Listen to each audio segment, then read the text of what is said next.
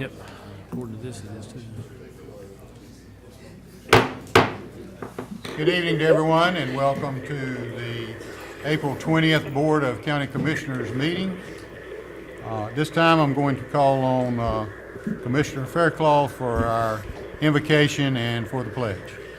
Let's stand, please, for our invocation, and then remain standing for the pledge, please. Gracious Heavenly Father, we once again thank you for the opportunity to be in your presence and in the presence of our citizens as we do the business of this county. We ask that each person here would give due deliberation to each item as it comes up, and that you would be with us and guide us to make our best decisions in the best interest of our citizens. We ask these things in Jesus' name. Amen. I pledge allegiance to the flag of the United States of America and to the republic for which it stands, one nation, under God, indivisible, with liberty and justice for all.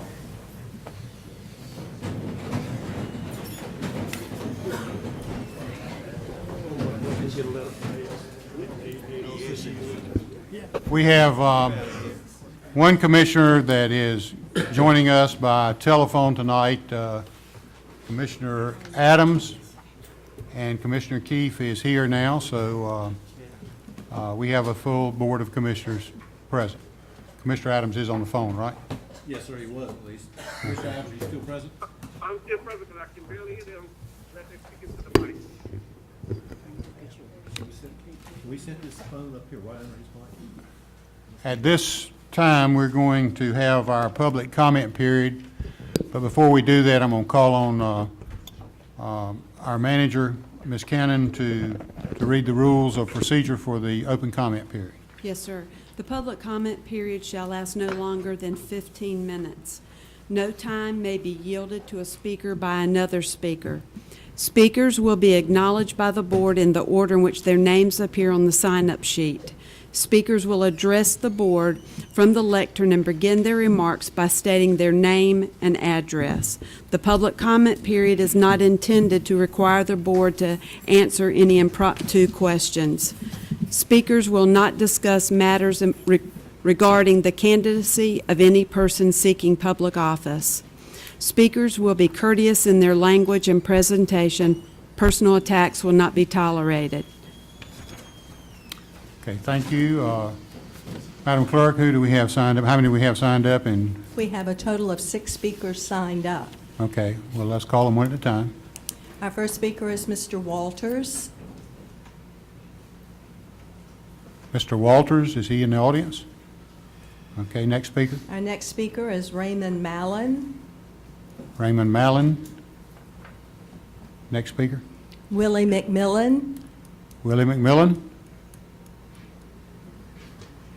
Melissa Allen. Melissa Allen. Next speaker. Gary Blackwell. Gary Blackwell. Come forward, sir. And please pull that microphone back towards you there.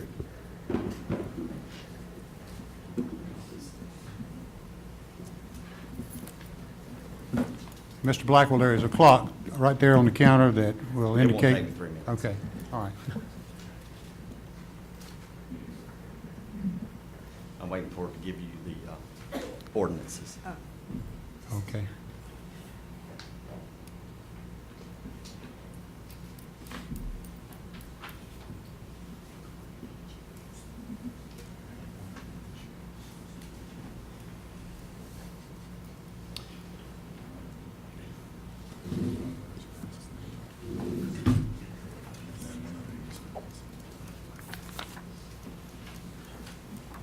My name is Gary Blackwell. I live at 3107 Blantyre Way, Fayetteville, North Carolina.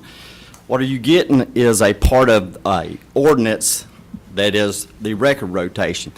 And the pink circle around it is the ordinance in question.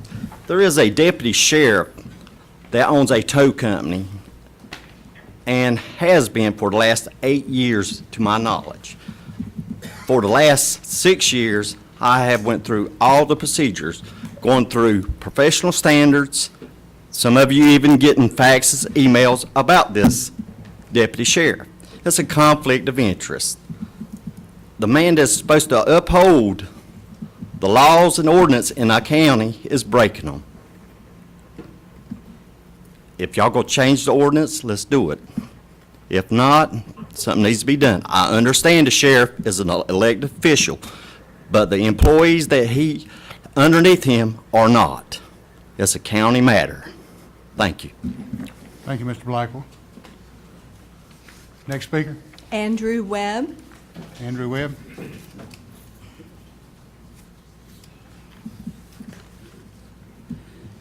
Andrew Webb, 223 Early Street, Fayetteville, North Carolina. Commissioners, it's been my honor to be a pastor here in Fayetteville for the past, since 2001.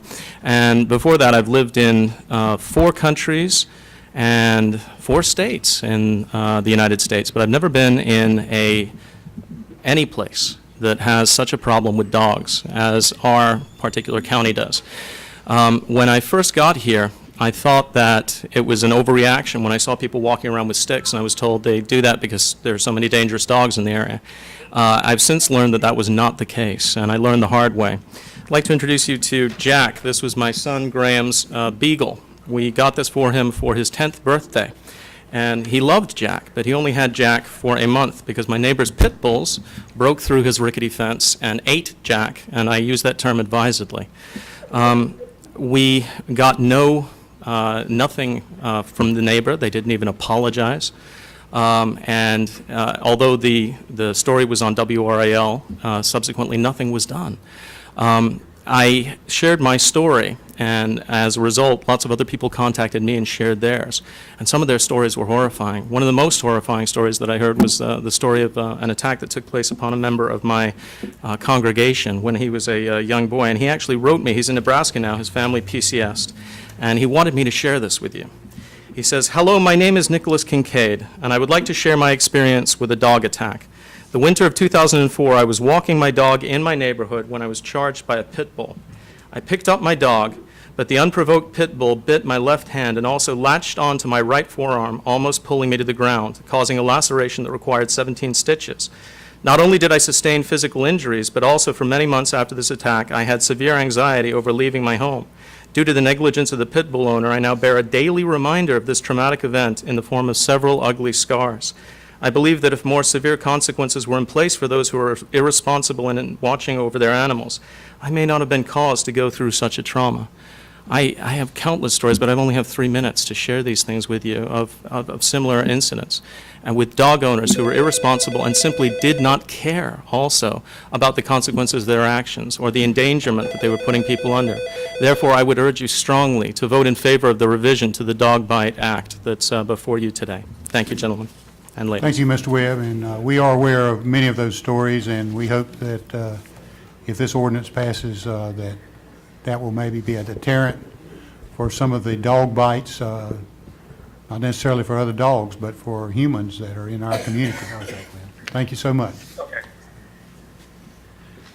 The next item on our agenda is, and I appreciate the patience of these 3 teams that are here tonight to be honored. It is a pleasure for us to be able to honor 3 state champions tonight that are from Cumberland County, and there's probably not another county in North Carolina that can claim that honor that we have. There may be another one. I'm not aware of it.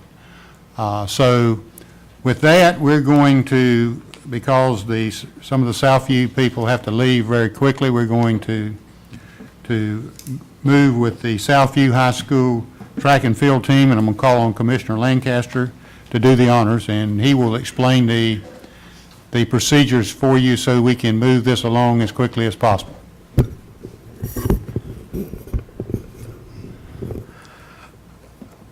You're going to come up, shake hands. I'm going to give you a certificate. Coach Autry is going to introduce you, and you're going to form a little horseshoe right here. You got it? And don't anybody run out, because I know how quick you are, and I know you got to go somewhere. And I'm not as quick as you are. I'm 72, okay? I ran to 100 in about 18 seconds, and that was on a good day.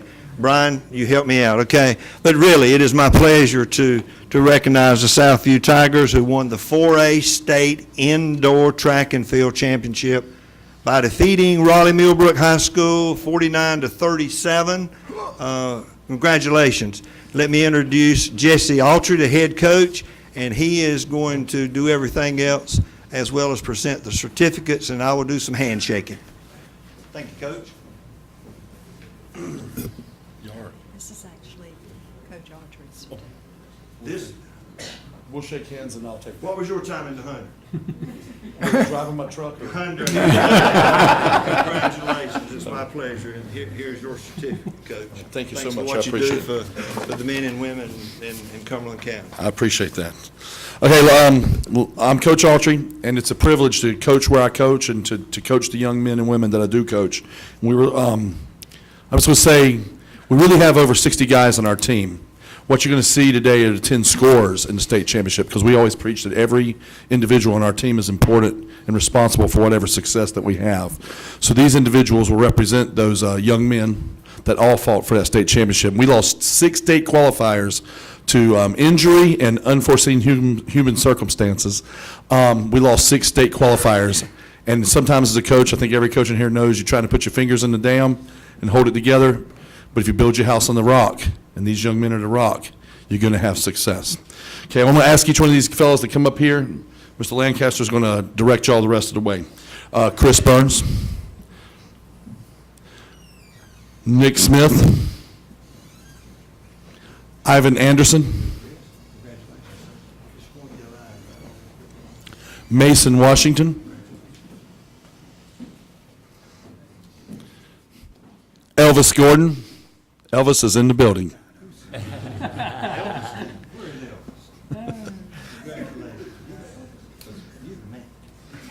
Gary Ayers.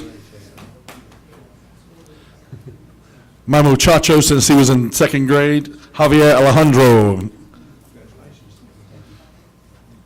Christian Cortazar. Christian was also awarded with, at the state championship for indoor track and field in North Carolina, the High School Sportsmanship Award, which every state championship team selects an individual who represents the values. And Christian really came out of nowhere and deserved that. Now, there are 2 young men I have to mention that were actually our high scorers are not here. There are 2 seniors. There are only 2 seniors.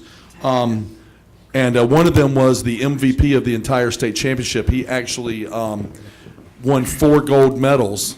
And, of course, it was the most dominating performance in the history of indoor track and field in the history of North Carolina. And that is a statistical fact. He's not here tonight because he's doing something required for college, and that's where he's at when NC State says come, you go.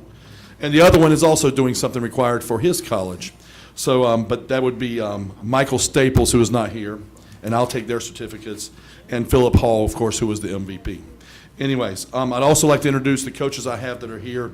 I would like to introduce Aaron Holmes, who used to be an athlete of mine and earned All-State many moons ago. And Andre Hall, he's actually Philip's father who got MVP too. It's always good to have Dad in your corner.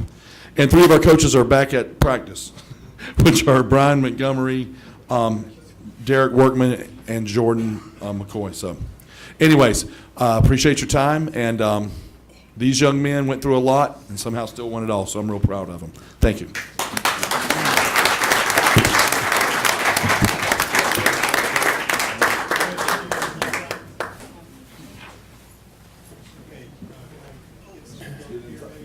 We need to do this the way we're all spinning. Works for us.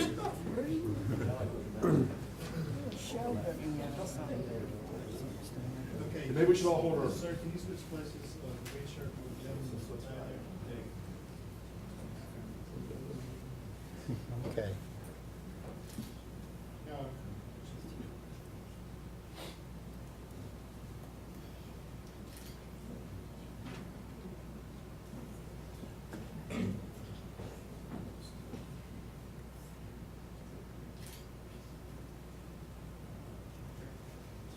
Thank you very much, gentlemen. Give my hand.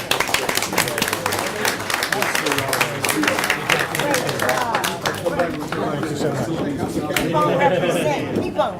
Hey, you look like you ready to still run. Oh, yeah, I still run. You can't be more than 16 yourself. Congratulations. God bless you.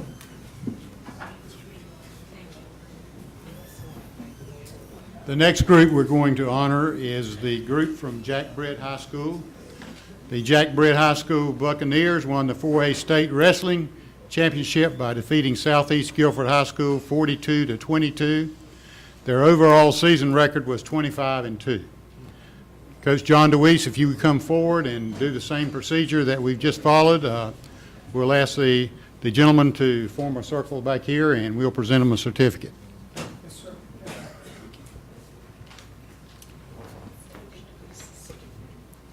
Coach DeWeese? Yes, sir. This is for you, certificate of recognition, and thank you so much for being here and having your young men here. I appreciate it. This was our third trip. We were two-time state runner-up, and we finally got the job done. It was a great opportunity to do that in our own gym. Wrestling's a rare sport that you can actually host a championship. And like the track and field people, we have a bunch of wrestlers that aren't here tonight, and we'll try to let them know some of the things that they've done. And I'm going to begin with our heavyweight, Biscuit Bryant, Byron Bryant.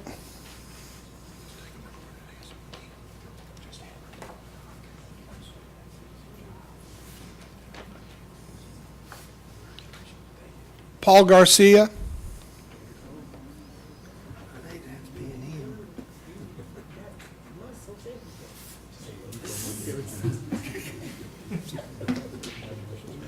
Jovan Johnson.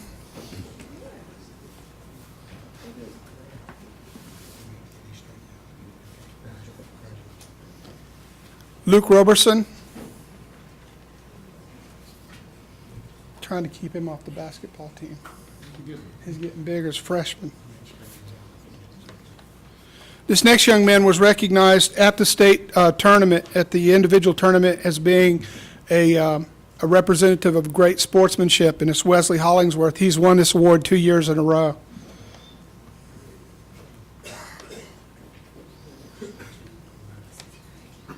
Nikki White.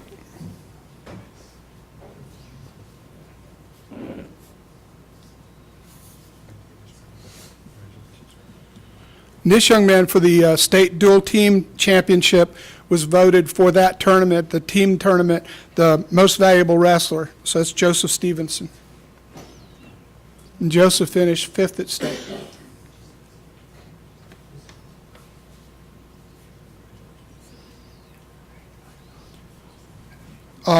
One of our graduating seniors who 2 years in a row finished 2nd is Brandon Stern.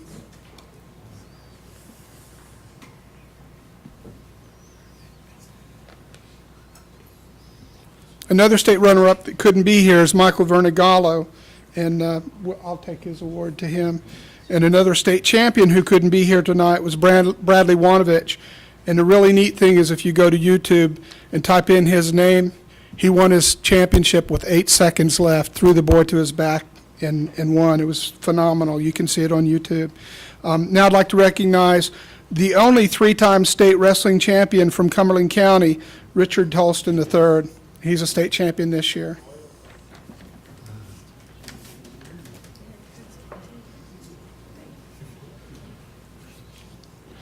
I don't get on the mat anymore. I kind of learned my lesson about 10 years ago. And it really takes a lot for us to have a wrestling program because the boys get pounded every day. So I have 2 assistant coaches that do that job for me. One of them just got sent to Louisiana, Fort Polk, and won't be with us this coming year, Kyle Narberg. But the other one's been here for about 2 years, Tim Bright. And I owe a lot of their success to his being willing to get out there and punish them and get punished too.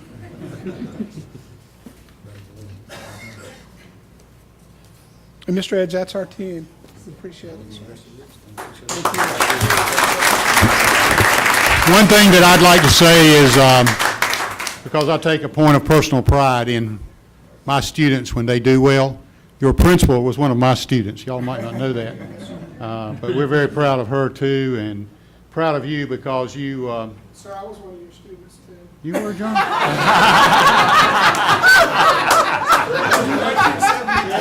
right, champions stay together, but one thing I'm very proud of is the way that all of you look. And that is, I want you to keep that same value system and keep on doing the things that you did to become state champions. Thank you, sir.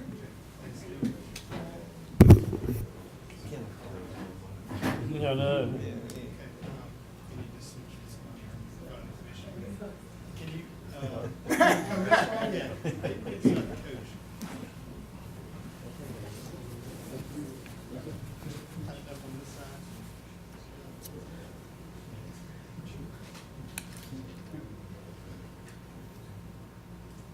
I know I will.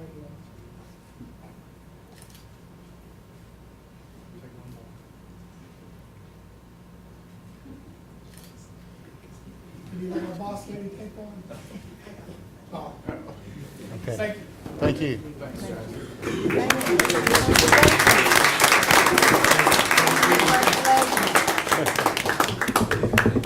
Mr. Evans, we're going to give you the opportunity to recognize your alma mater for their state championship.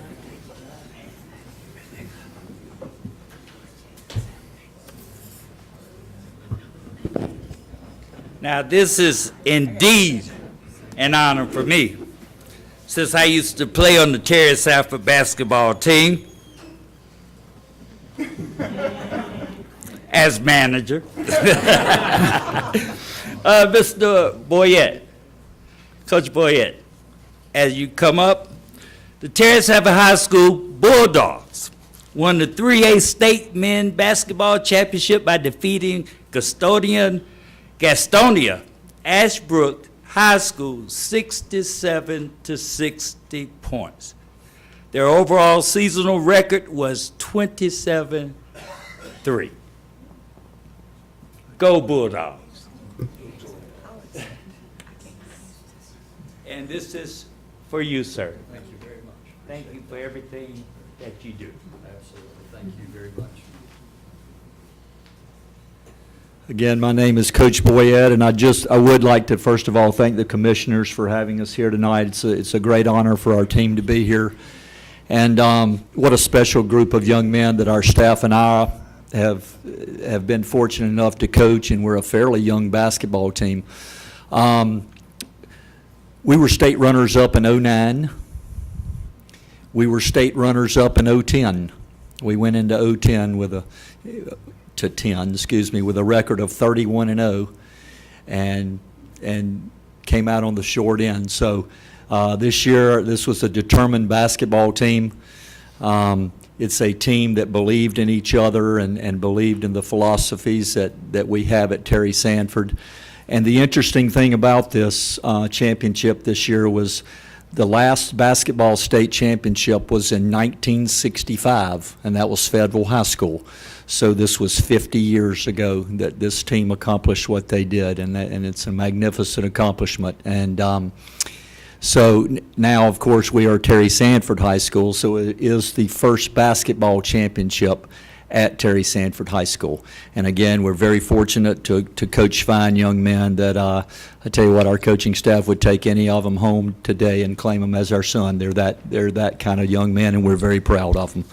Okay, I'm going to introduce you to our team. We do have some young men that could not make it tonight, and I will also call their names. But the ones that are here, guys, if you will step forward when your name is called, please. Trey Sidbury Williams. A young man not here tonight, Telligence Johnson. Justin King.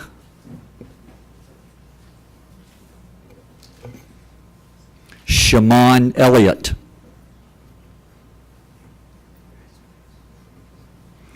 Isaiah Stallings. Anthony Stokes. Another young man not here tonight, Malik Johnson. Also not here tonight, Logan Hales. Johnny Hughes. Randy Finch. Also not here tonight, Paris Black. Joseph Riddle. Joseph Riddle was the winner of the State Championship Sportsmanship Award. Joseph also was awarded the State Championship Most Outstanding Player. And Mark Gilbert.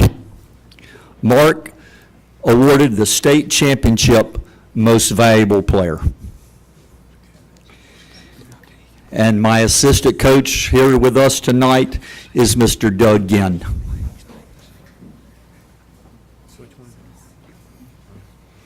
Again, thank you for recognizing us tonight. It's quite an honor again for us to be here, and we're very proud of these young men and bringing home a championship to Cumberland County.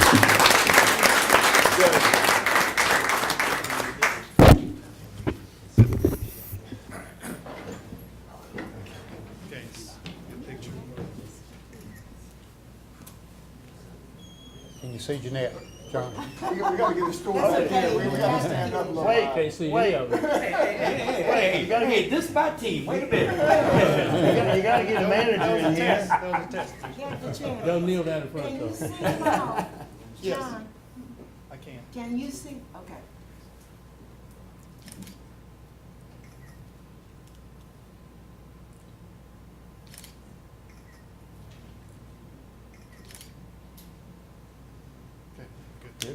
Wait a minute, don't y'all move. Oh, no. Don't tell me you want to play y'all a game of horse.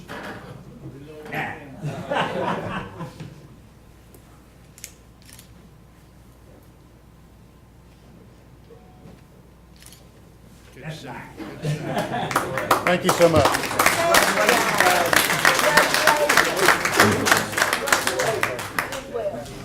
See you, Doug. Thank you.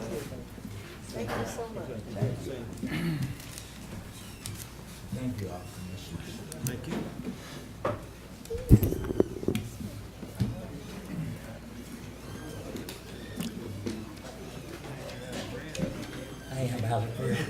Thank you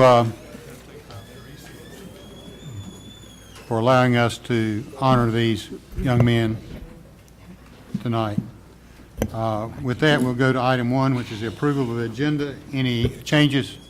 No changes at this time, sir. Motion approved. And a motion to approve the agenda. Is there a second? Second. Second. Any discussion? All in favor? Unanimous? How'd you get off the telephone and get here that quick?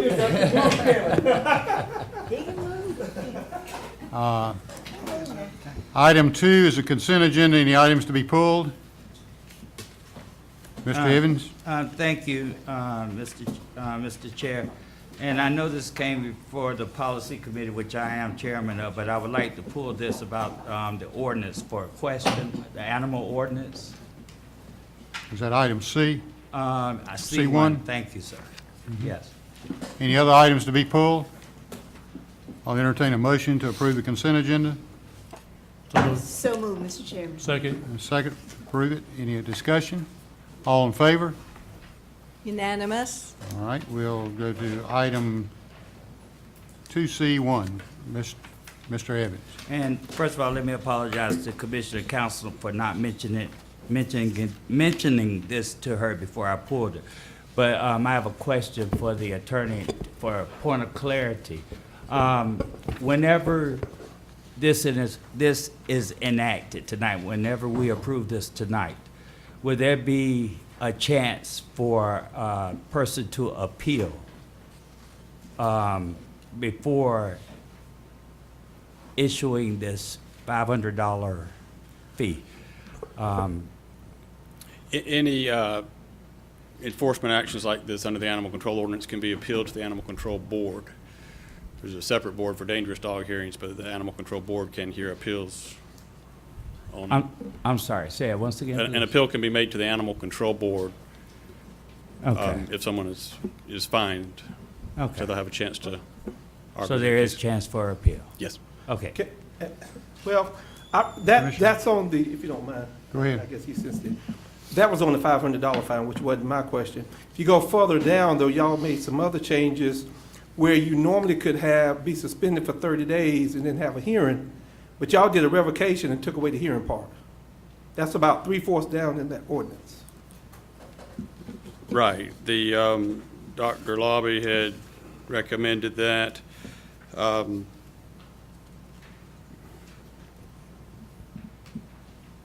again, I think they could, Section 3-35. correct.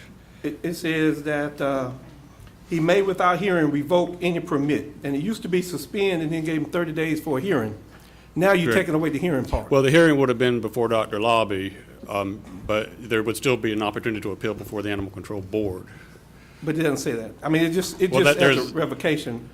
That's correct, but there's a separate provision in the entire ordinance that appeals can be made to the Animal Control Board. But that was just an item that Dr. Lobby had, people could appeal to him, but Right. But now we've given him the authority to revoke without any kind of time period, waiting on that hearing as opposed to just suspend, well, which that's, would be the Animal Control Board when we go there. You get to suspend, then they should be able to have after, because he would do it without any kind of hearing or anything, because it says he could just do that. And then they have to wait to get to this board to have some kind of hearing. This has nothing to do with the $500. This is just a whole nother provision within there, taking away that due process to be able to present any information that you might have. well, correct, but what happens is, I think situations arise where he has to go ahead and make a decision for the public safety and whatnot. And these are folks that have already had permits to do something. They've already had an application process and whatnot, and they violated that. And he had power to do that. Correct. He would just suspend, then you get the hearing. You've just gone straight to revocation without any due process. I just have a problem where people don't have an opportunity to present whatever information they may have. And I'm not questioning Dr. Lobby or whatever. He probably makes a good decision 99, 100% of the time, but to take away somebody's due process right without that, I mean, that's why that was in there, I think, and I think that's why that ordinance was put in there for that due process, to suspend 30 days, then you have that hearing within 30 days. Correct, but they could still appeal to the Animal Control Board, and they'd get a hearing at their, next meeting, and one could even be arranged beforehand. This is just a situation, I believe, that when people already have a permit and they're violating, they've gone back to being in violation of what they've been allowed to do, and he would have an opportunity to pull the permit, basically.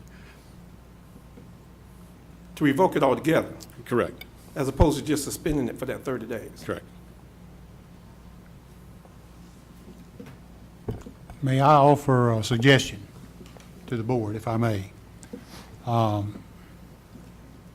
We are constantly revising and amending ordinances all the time. And and it seems like that in the last few years, most of them have been centered around animal control, or a lot of them have been centered around animal control.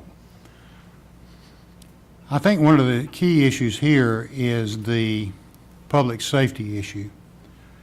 And even though our speaker tonight didn't mention this case, we all recall the woman out at College Lakes that could have very easily lost her life. As it turned out, that ended up being Dr. Lobby and the animal's owner worked out an agreement where the dog could be put down. That's not always going to happen. But I think that we have got to move to protect the health and the safety of the public from some of these vicious dogs. And Dr. Lobby in our strategic planning session reminded me that we have 2 to 3 bites in this county on people every day. So I'm not telling anybody how to vote. What I'm saying is I think in the interest of public safety that this is a beginning, and if we need to come back, if there's still some problems with the hearing, with due process, we can come back to the policy committee and amend this ordinance at any time, is the way I see it. And nobody else may not agree with me on that, but I think that it's just certainly something that we've got to move forward on, in my opinion. Mr. Evans. Thank you, Mr. Chair, and I agree with you as well. When Dr. Council and I, when we moved forward with this, the intent was, and still is, to make sure that our citizens are protected and safe, as far as safety is concerned. But there was, excuse me, but there were some questions that had arose that, about the due process, about making sure that the person that owned the animal had the process to appeal, because it could have been something else, some reason that could have provoked or whatever the animal.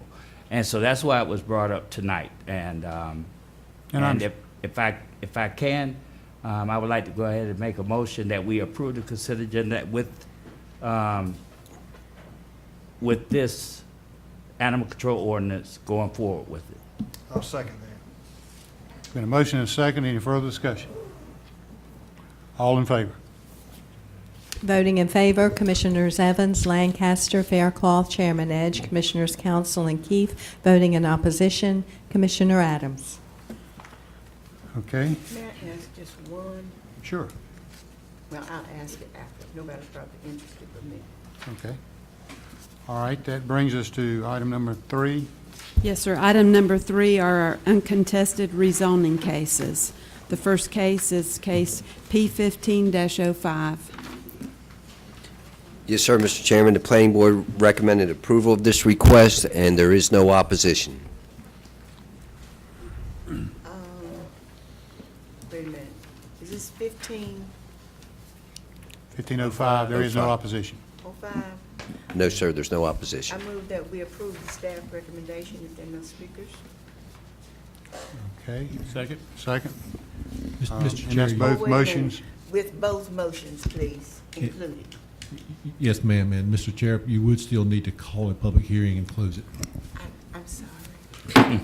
I'll open the public hearing, I'll close the public hearing. Thank you, Mr. Moorfield, that's what you get paid for. I move that we move to find the request for rezoning consistent with the 2030 Big Growth Vision Plan and any other applicable land use plan reasonable and in the public interest for the reasons stated in the recommendations of the planning staff. Second? All in favor? Unanimous. I move that we move to approve the rezoning for C2P Plan Service and Retail CZ Conditional Zoning District for trade contracting with open storage as recommended by the planning staff. Second motion. All in favor? Unanimous. The next case is case P15-15. Any speakers? There are no speakers. Open the public hearing, close the public hearing. Anybody else gonna make the motion? Marshall. Okay. Thanks, Mr. Chairman. This time, I would move that we find the request for rezoning consistent with the 2030 Growth Vision Plan and any other applicable land use plan reasonable and in the public interest for the reasons stated in the recommendation of the planning staff for case P15-15. Is there a second to that motion? Second. Second. Any discussion? All in favor? Unanimous. Also, for case P15-15, I would move that we approve the rezoning for R40A residential as recommended by the planning staff. Second. A motion and a second. Any further discussion? All in favor? Unanimous. Case P15-16 is a text amendment. Again, there's no opposition. It's just an amendment to add distillery small to the zoning ordinance. It's another use that we don't have classified. They are becoming more prevalent.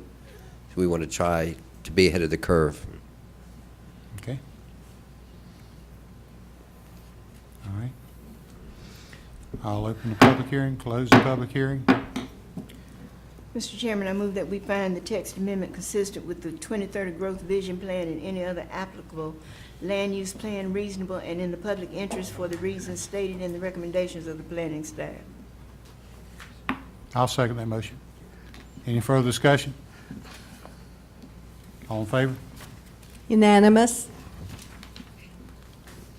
Second motion. Oh, my goodness. I move to approve the text amendment, St. My legacy, creating provisions for small distilleries in the county. Second? Motion is second. Any further discussion? All in favor? Unanimous. The next item are minimum housing code enforcement cases.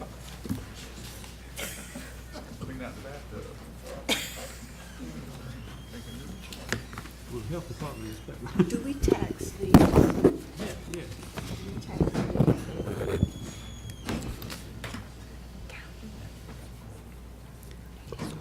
Mr. Hatcher, go right ahead, sir. Do you swear or affirm that the testimony you're about to give is the truth, the whole truth, and nothing but the truth? I do. Thank you. Our first case is minimum house 950-2015. This property is owned by Elizabeth Stifler, located at 4025 Limestone Street in Eastover. This is an abandoned single-wide mobile home that we've been having some issues for the last several years over, and we're finally bringing it forward to you for demolition.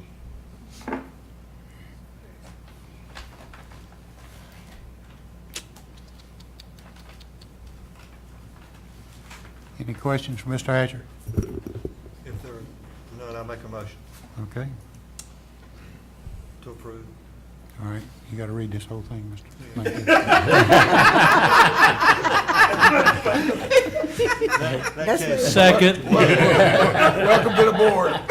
Welcome, welcome, welcome. I need to open the public hearing, close the public hearing. While you're opening and closing, The whole page. I thought Jeanette was the one supposed to be doing all the reading. I'm sorry. I can't even my goodness. That's not it. Nah, never mind. Yeah. That's why I'll have to everybody get you down, hesitates. I don't have it in front of me. It'll take me a while to get it in front of me, too. Sorry. While y'all are fumbling over it, I've got it, so I'll say. Kenneth can read it. I move that we adopt the order and report of the minimum housing inspector as a true facts in this case, and order the property owner to remove or demolish the dwelling within 30 days. To order the inspector to remove or demolish the dwelling if the owner fails to do so, impose a lien on the real property for the cost of such action, and to direct the clerk to incorporate the foregoing findings and orders in an ordinance certified by the chairman and record the same in the Register of Deeds. Second. The motion is second. Any further discussion? All in favor? Unanimous. Our second case is minimum house case 938-2014, property owned by Harry Miles, located at 2201 Godwin Falcon Road in Godwin, North Carolina. This is a classroom building that was brought upon property without permits and dilapidated. It's, I have no idea what they're going to try to use it for, but it's not permitted on that property, and we're seeking demolition on that. Any speakers? We have no speakers.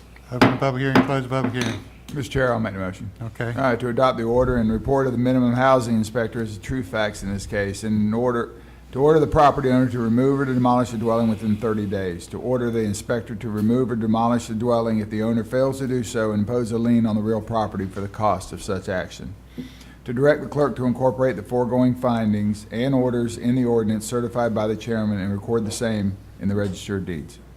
Second. The motion is second. Any further discussion? All in favor? Unanimous. Next case is MH 529-2014, property owned by Eunice C. Murphy, located at 3437 Barbershop Road in Eastover. And this property had a couple of structures on it that got partially demolished, and the work ceased on it. We're seeking an ordinance to abate this property. Any speakers? There are no speakers. Open the public hearing, close the public hearing. What's the wishes of the board? I'll make the motion and get a reprieve. Okay. Go ahead, Mr. Lancaster. Thank you.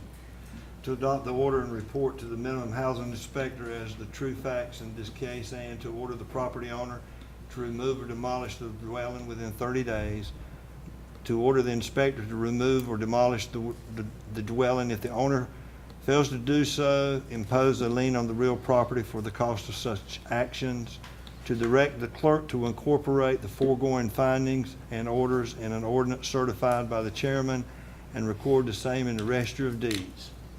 Second. A motion and a second. Any further discussion? All in favor? Unanimous. And our last case is MH 855-2014, property owned by Cleo D. Pickard, located at 6347 Pine Street in Fayetteville, North Carolina. This is a single-wide mobile home that's partially demolished, and they're seeking an additional time, 30 days, to finish the demolition on this. Any speakers? There are no speakers. Open the public hearing, close the public hearing. Before I make, Mr. Chairman, I would move that the structure should be demolished. Excuse me. That we adopt the order and report of the minimum housing inspector of the true facts in this case, and that we order the property owner to remove or demolish a built dwelling within 30 days. We order the inspector to remove or demolish the dwelling if the owner fails to do so, and impose a lien on the real property for the cost of such action. And that we direct the clerk to incorporate the foregoing findings and orders in an ordinance certified by the chairman and record the same in the register of deeds. There's a second? So moved. Second. Any discussion? You got a question, Ms. Council? I did. They asked for enough time. Is this the amount of time that? That's what they asked for, and I'm fine. I just couldn't find it. I'm sorry. All right, all those in favor? Unanimous.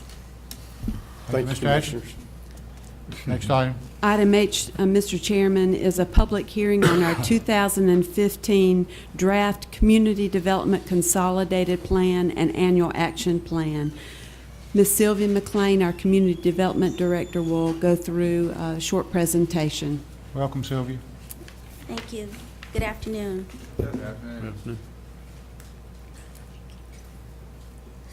As you know, Cumberland County is designated as an entitlement community where we As you know, Cumberland County is designated as an entitlement community, and we receive federal funds from the U.S. Department of Urban and Development, Housing and Urban Development. And these funds are based on the census tract and the population here in Cumberland County.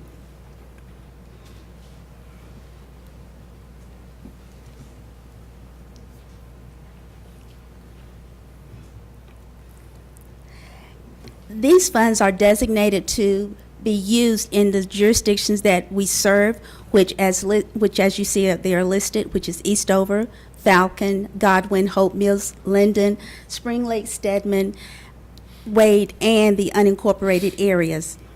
HUD requires the jurisdiction, which is Cumberland County, to submit annual reports and also have several meetings that we have to solicit citizens' input on what we're going to do in our 5-year consolidated plan and the annual action plan. The consolidated plan is a strategic plan that is identified to the community needs, and also it identifies the priority needs for the community in which we serve. In this plan, we also identify the goals of what we're going to do over the 5-year period. The annual action plan, of course, is a 1-year plan in which we identify exactly what we're going to do in that 1-year term period and identify the funding sources that we will be utilizing. The consolidated plan, of course, is a plan that is developed based on the research and analysis that is done, the consultation and the meetings and surveys that we do, and of course, again, the citizens' input. The consultation that we used this year, we employed a consultant, Karen Dash, and she was a great assistant in providing us with the components that are needed to be a part of the consolidated plan and the annual action plan. And as you know, the annual action plan is designed to where we will serve individuals that are low-mod individuals, and we also are able to provide funding for slum and blight if it is identified in the area and urgent need. During the community public meetings that we had, which was throughout the areas in which we serve, we visited all the towns that we actually serve and solicited the input of the citizens.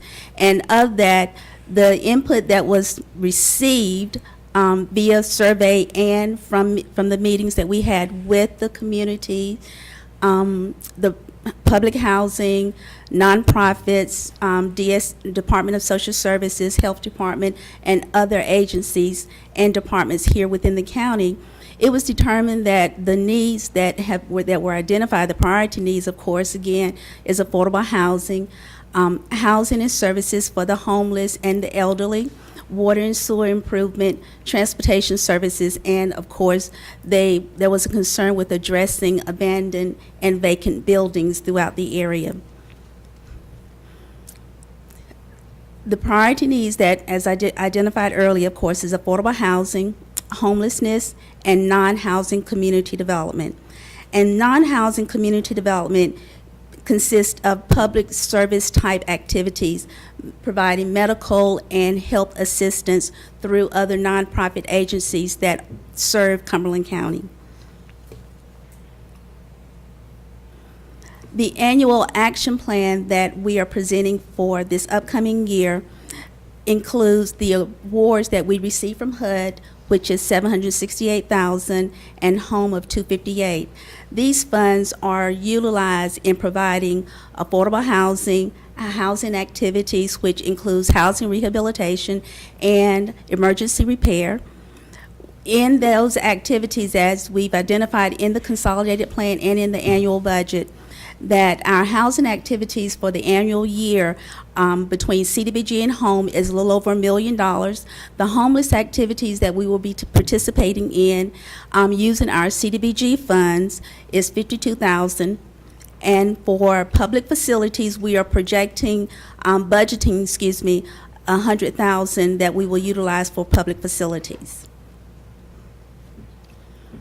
As I indicated earlier, the projects and activities that the funds for the CDBG funds, they are to be designated for meeting one of the national objectives, again, which is low mod, which is principally benefiting low mod individuals, and aid of eliminating slum and blight or meeting the community development need, having a particular urgency.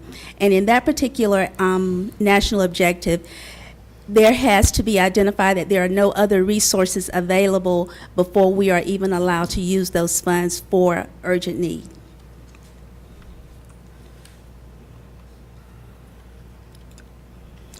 In my conclusion, we have a timeline in which we have to submit the 5-year consolidated plan and the annual action plan. And as you see, this is a timeline schedule. It is required by HUD that we actually have a public hearing, which tonight is the public hearing for the plan, and that this plan will have to be submitted to HUD by May 15th. We will bring back before the commissioners the actual final plan, consolidated plan, annual action plan that we should have completed with taking in consideration all comments that any citizens or anyone may make during this public review period. And the planned public review period will last until if I remember correctly, it should last through May 5th.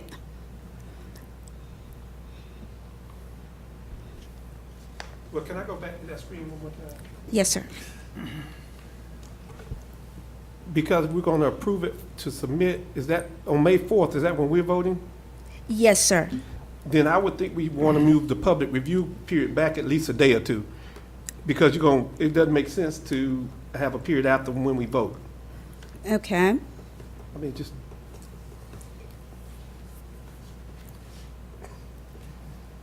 The public review period is from April 6th through May 5th. Right, when we vote on the 4th. Yes, sir.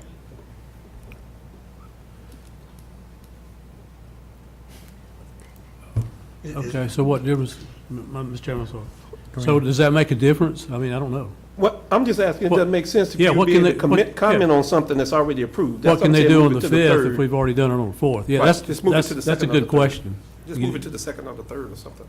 Yeah. Unless you gotta have that period of time. Yes, sir. HUD does require that we have a 30-day review period.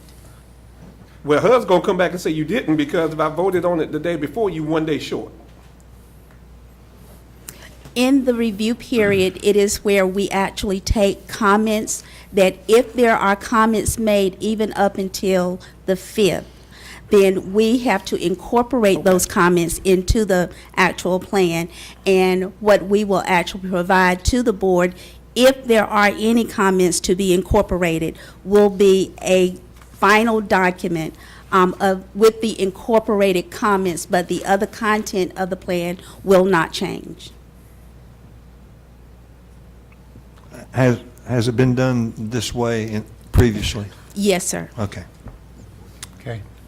Any other questions?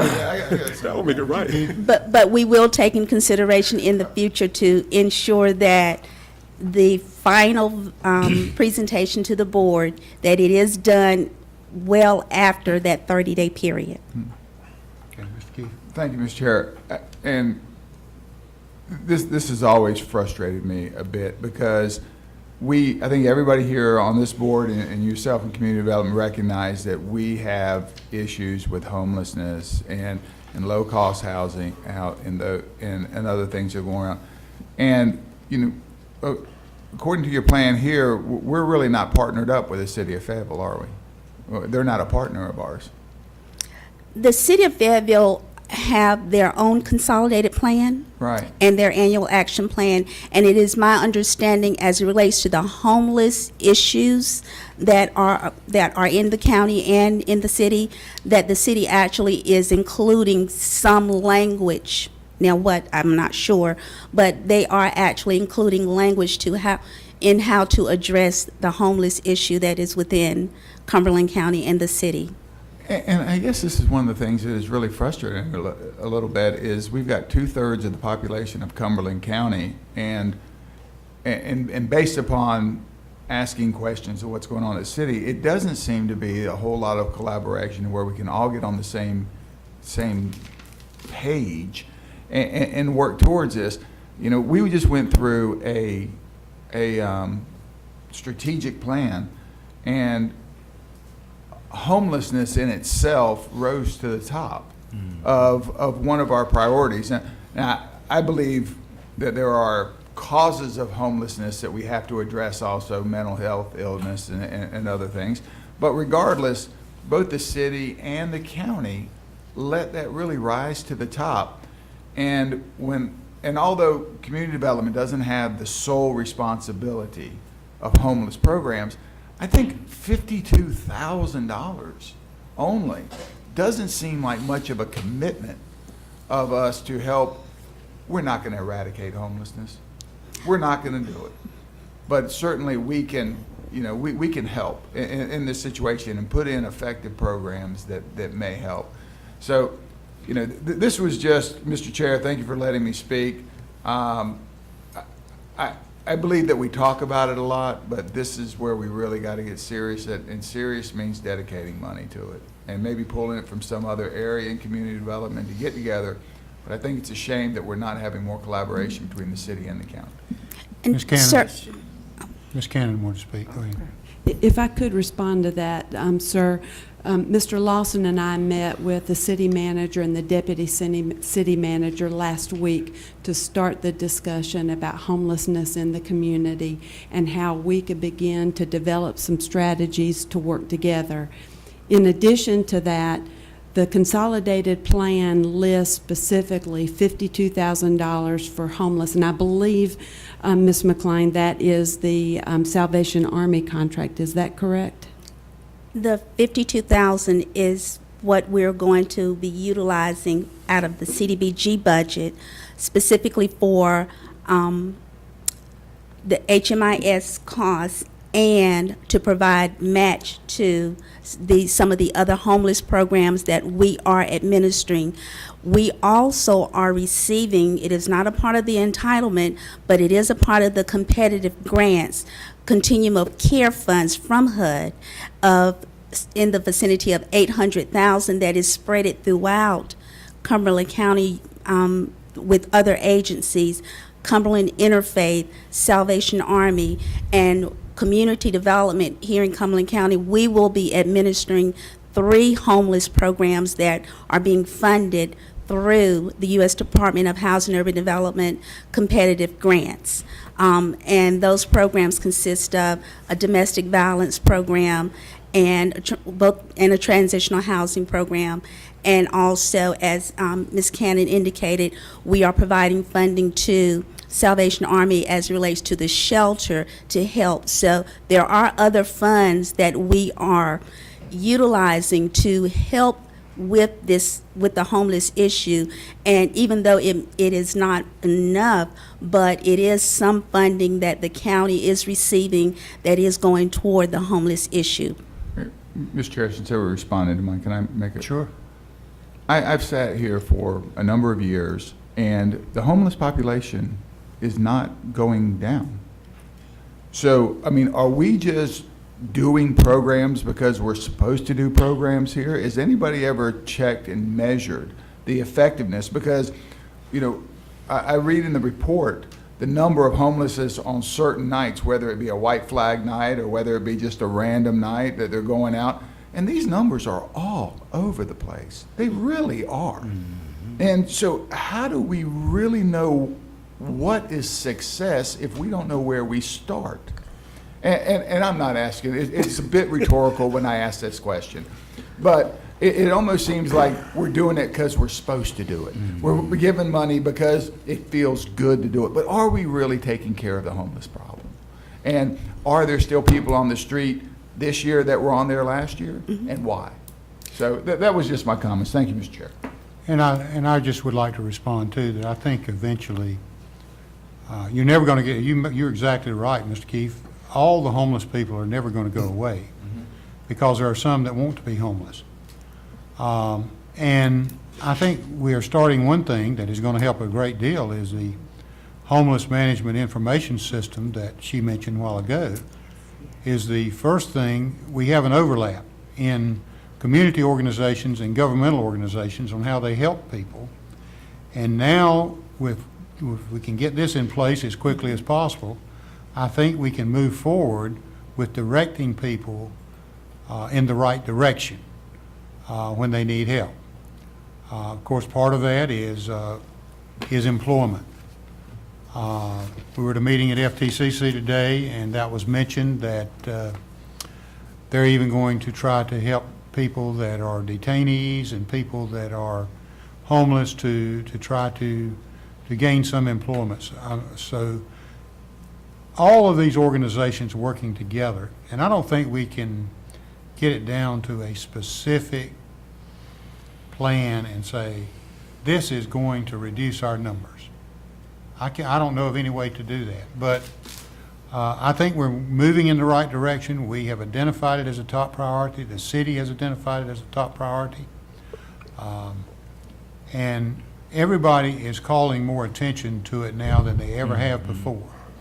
One of the things that's still a need out there, and I don't mean to get on my soapbox, but one of the things that's still a need, and we all recognize it as being a need, is we don't have a place for these people that are homeless to go during the daytime. There is a shelter that is needed for those people. There is a, I can't tell you where it will be. I can't tell you who's going to pay for it. I can't even tell you how long they're going to be there. I do know one thing, all things that I've heard is they should not be there except for a certain period of time. But what we also have to keep in mind is it's probably better for them to go to a shelter like that than it is for them to hang out at the library. Not that they can't hang out at the library. They certainly have every right to hang out there. And even the recent incident that we had, Marshall asked a question, did they have library cards? Yes, I understand they had library cards. they've got as much right to use that library as anyone else does. So we're moving in that direction, and I think every little bit of help that we can get from CDBG funds or from any kind of grant, we're going to make progress. I think Mr. Evans had his hand up first, and I'm sorry, Okay. Mr. Mayor. Y'all can see one another better than I can see. That's right, I got the full board.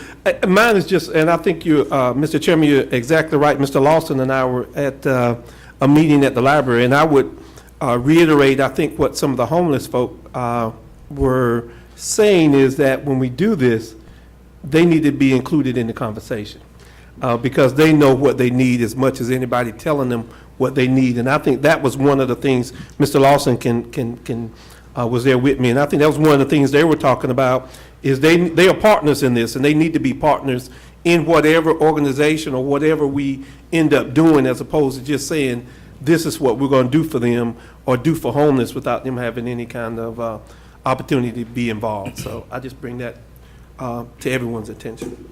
Mr. Evans. Thank you, Mr. Chair, and there's a couple of things I want to say. First of all, regarding the homeless issue, I'm very pleased at the fact, well, I was very pleased, and still pleased at the fact that our chairman, when he first became chair, made that an issue for the Board of Commissioners. And I think that if the city and the county put an urgency to it, as they did with building the jail, I think that we move right along with it. I also feel like the chairman said, we need one place for individuals to go, to receive all the information that they need to get to make their lives better, and also to be somewhere during the day. Not just to be somewhere during the day, but to also possibly for employment opportunities, looking on computers or doing whatever they need to do to make their lives better. And secondly, what I want to say to you, Ms. McClain, I had the opportunity to be with you at a meeting in Linden, and I didn't get the chance to say this to you, but I really appreciate the way that you explained everything to the citizenry that was there. When they left that church, there was no doubt in their mind what they can, what they could, or what they could not do. And that was because of your expertise. Thank you so much for doing that. Any other questions, comments? Ms. Council, do you want to say anything? I said Okay. after the meeting. All right.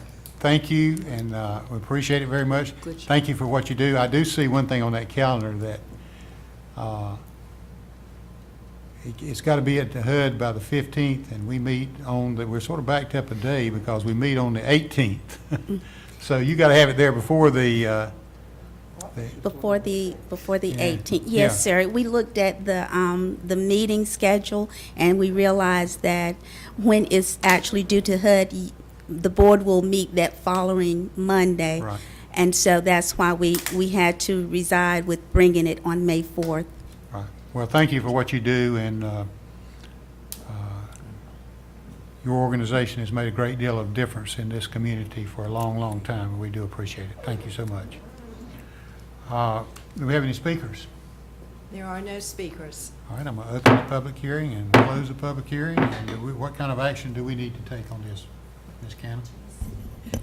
This evening, just to receive the report as information. All right, just received, okay? All right.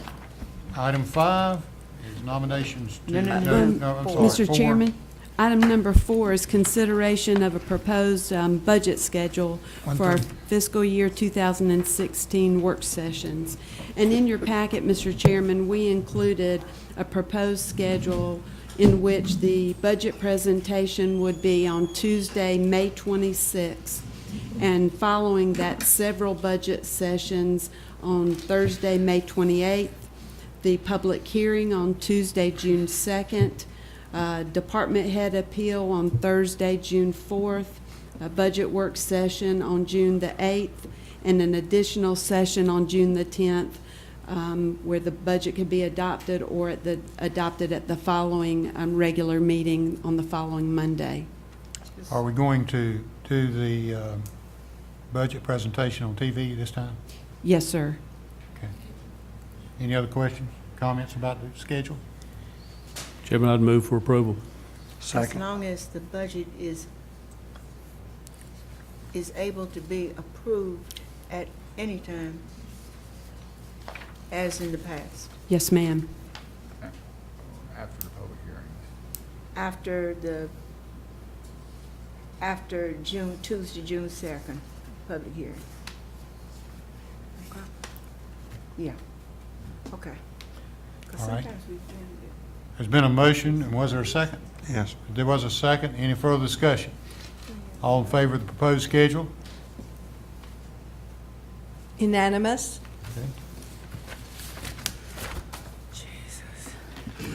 All right, item 5 now.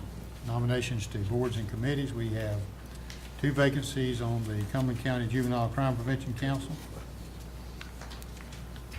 Does anyone have Nominations? somebody before I say something? Anyone have Just say it. nominations? I'd like to nominate John McIntyre and Dwight Creech. Okay, any other nominations? All right, B part of that is the Cumberland County Local Emergency Planning Committee, 3 vacancies.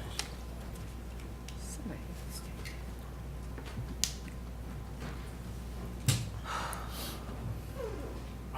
Any nomination? I can't find it.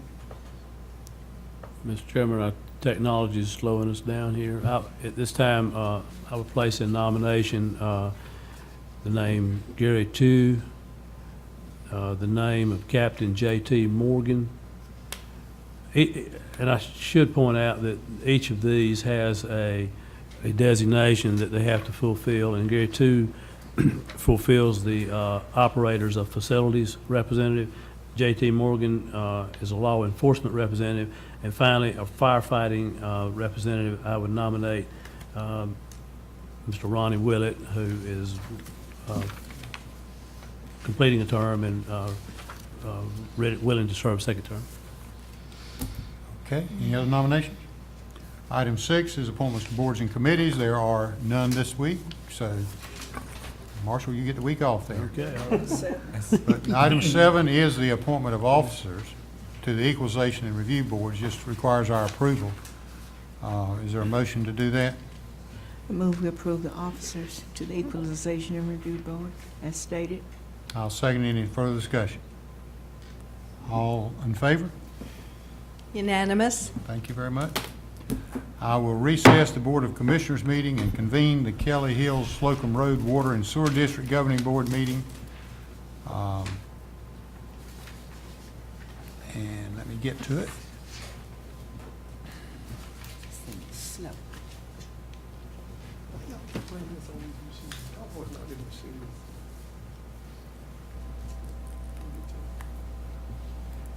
You ready for a motion? I'm ready for a motion. Mr. Chairman, did you open the meeting? Yeah. I convened it. I move that we approve the minutes for the August 18th, 2014 special meeting and approve the budget revision for Kelly Hills Water and Sewer Fund and the revision in the amount of $37,107. Second. All right, there's been a motion and a second. Any further discussion? All in favor? Unanimous? Okay, we'll adjourn the Kelly Hill Slocum Road Water and Sewer District, reconvene the Commissioners' meeting, and is there a motion for closed session? So moved.